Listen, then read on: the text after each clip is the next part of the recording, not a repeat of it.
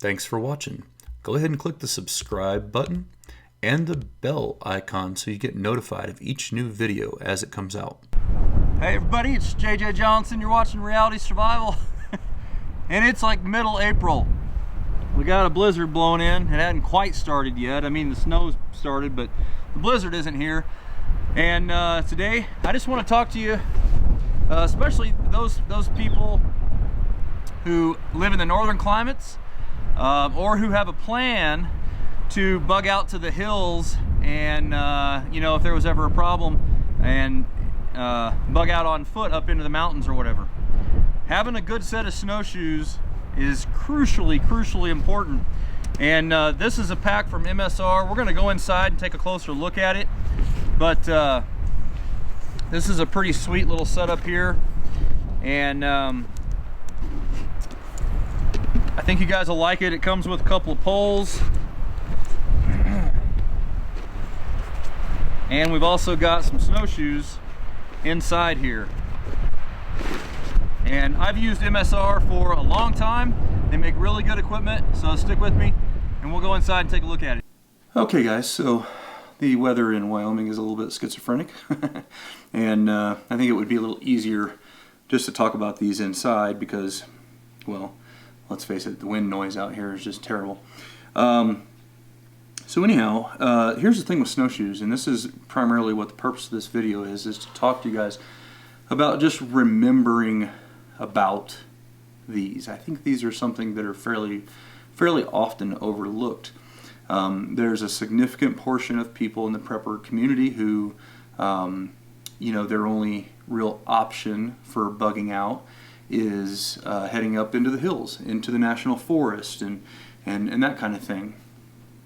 You know, if they were forced from their home, and that's okay. You know, that if that's what you've got, that's what you've got. But if you're going to do that, you need to understand the realities of doing so. And those realities are that if it's in the wintertime, you will need to have snowshoes. Because I was a SEER instructor up at Fairchild Air Force Base, Colville National Forest. In the wintertime, you know, we'd have 6-8 feet of snow on the ground, and that's pretty common in a lot of mountain areas and mountainous areas, especially in the northern tier states. So, you know, if you live in one of those kinds of areas, you need to have snowshoes. It is safer. It saves you an enormous amount of energy, and it also just makes everything more efficient.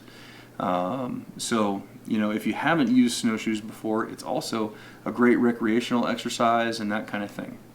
And I've probably owned, geez, I don't know, 5 or 6 different pairs of snowshoes throughout, you know, my time in teaching in the wilderness and all that kind of stuff.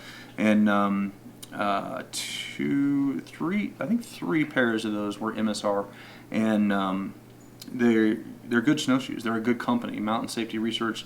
They make some of the best products out there. And so today we're just going to look at one of the sets that they have. This is a combo set where they actually you know, have a set of trekking poles, and we'll look a little closer at those too.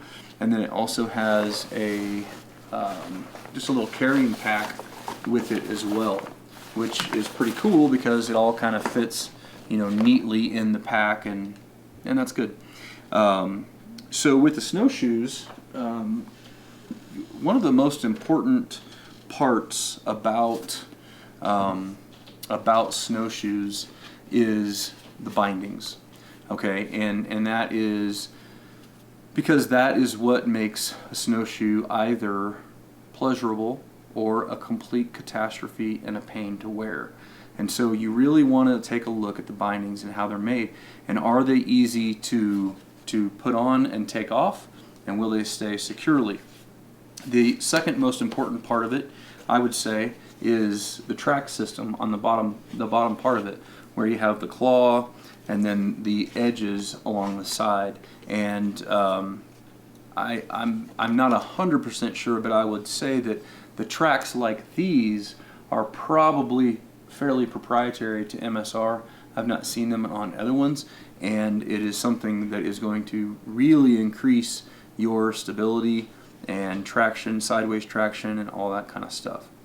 One other cool part about these particular ones is, if you can see that little ring right there, this portion of the binding can be taken off, and then you know, like I say, for whatever reason, if something broke and you had to reorder it or whatever, you wouldn't have to get the whole thing. You could just get the bindings or whatever from MSR. So let's real quickly, let's take a look at putting on a binding here.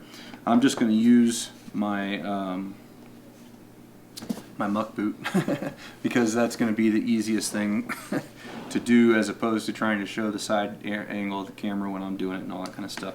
So the first thing you want to do is you want to go ahead and adjust the length of your binding. And so with this one, we're going to lengthen it out just a little bit, because this boot's a little bit bigger than what my other leather boot on, which is, I had this on a little bit ago. And it's super easy to adjust. They've already got the holes in it, and they already have a plastic retainer so that the flaps aren't strapping or are flapping all around and all that kind of stuff. And it seems to be a pretty awesome system. So the harder you pull on it, then the harder it's going to stay in place.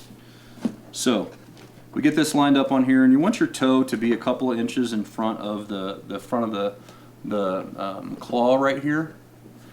You can see that side of it, and that is so that you can pivot appropriately, and then you don't have your shoe hitting right here in the front. Okay, and so you got that set just about right there. Then you're going to go ahead and come across, and this is what I like about these. If you see it just loops underneath, so it loops under right here like this, and then you pull that in, and then you have this little edge sticks up right here, and that is what holds it. So that's pretty awesome, because like I said, being able to get in and out of the bindings easily is crucially important. Otherwise you just won't wear them, and it's just a pain. It's a total pain. So the same way with this one, we just loop around the front there, and then all I got to do is pull it up over that little point, and boom, I'm good. Okay, and so you've got a good pivot right here, you know, on the boot, and that's gonna enable you to, you know, be able to get good traction and good footing and all that kind of thing. Now they do also make a add-on tail for the back side of this, and that is useful if you're going to be wearing a real heavy backpack, like if you're going to bug out or something along those lines. You might want to add that tail because it gives you more surface area for your foot. For, you know, just a regular sized person or whatever, these, you know, are probably going to be fine. It all depends on the conditions of the snow and all that kind of stuff. Obviously, the wetter and more dense it is, the less snowshoe you need. The more powdery and that kind of thing, then the more surface area you're going to need. So it just depends. Let's see here. How deep of snow do you need to have snowshoes in? You know, you probably, if it's less than, I'd say 8 to 12 inches, you really don't need anything. You can just kind of post hole through.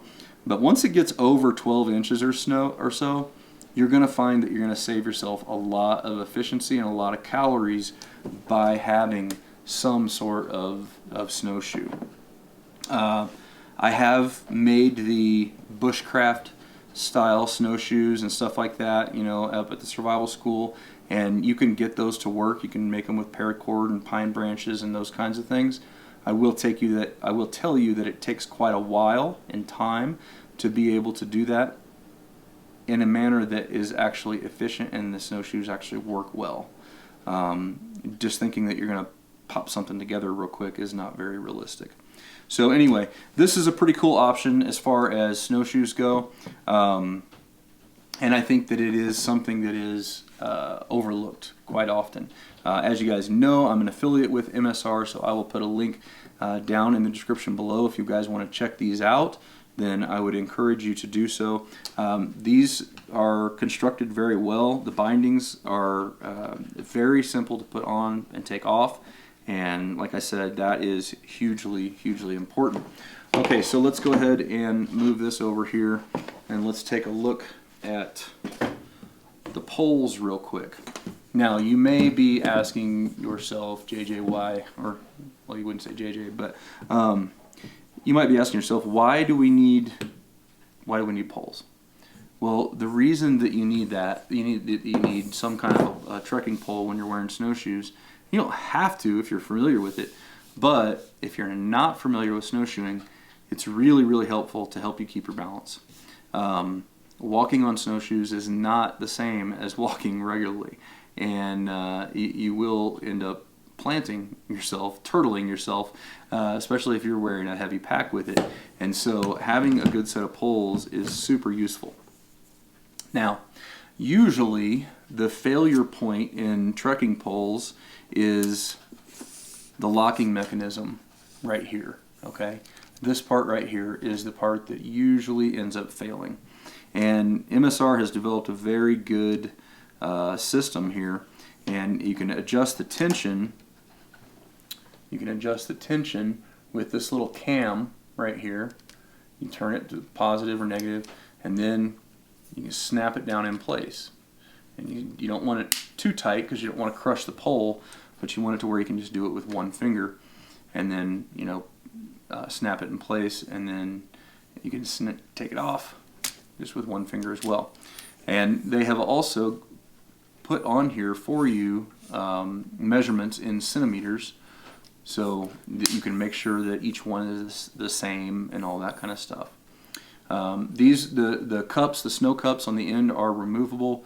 They also have, I think it's a carbide point on there on the tip, and then they've got a nice hand loop lanyard on the handle.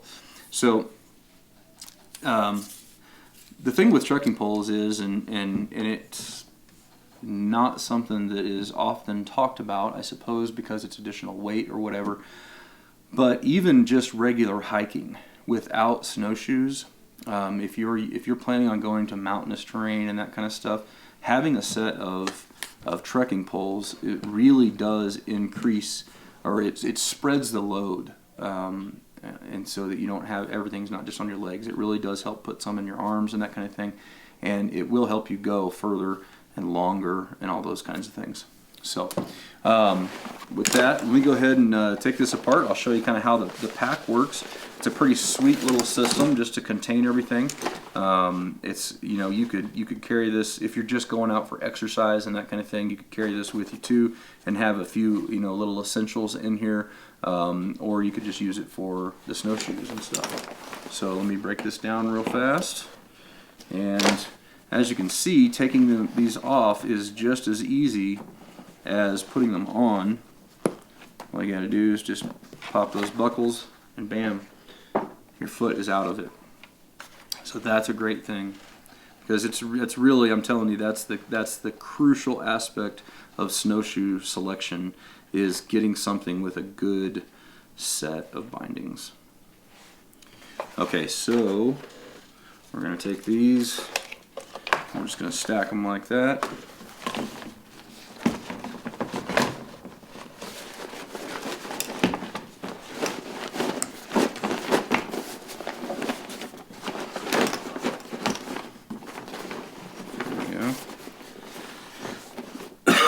And then with the poles, we're going to take, and it's got a little loop here already kind of pre-made for it. And then we've got an elastic band here to throw up around the top. We'll do the same thing on this side.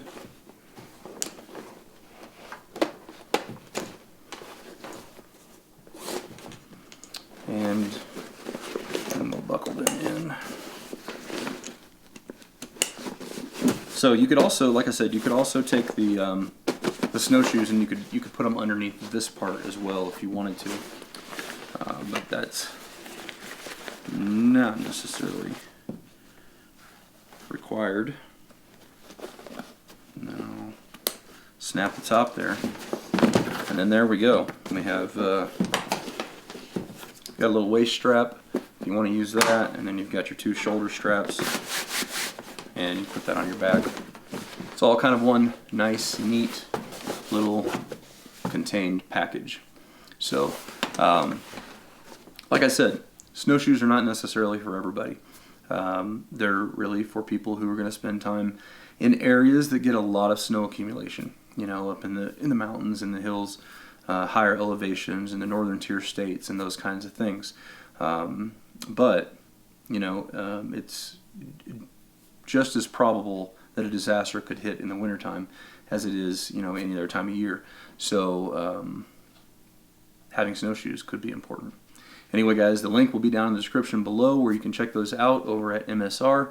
Always appreciate it when you guys frequent the links and check stuff out. Whether you decide to buy or not, that's up to you. You have to evaluate your situation and determine if it's something that you would need. As far as, is this a good piece of gear? Absolutely. Everything that MSR makes, as far as I know, I've never seen an MSR product that isn't a high quality product, and this one stands right in line with that. So as always, guys, I definitely appreciate it when you click the thumbs up button, when you share it with your friends on Facebook and Twitter, and don't forget to live the 6 P's. Proper prior preparation prevents poor performance. Stay safe, guys.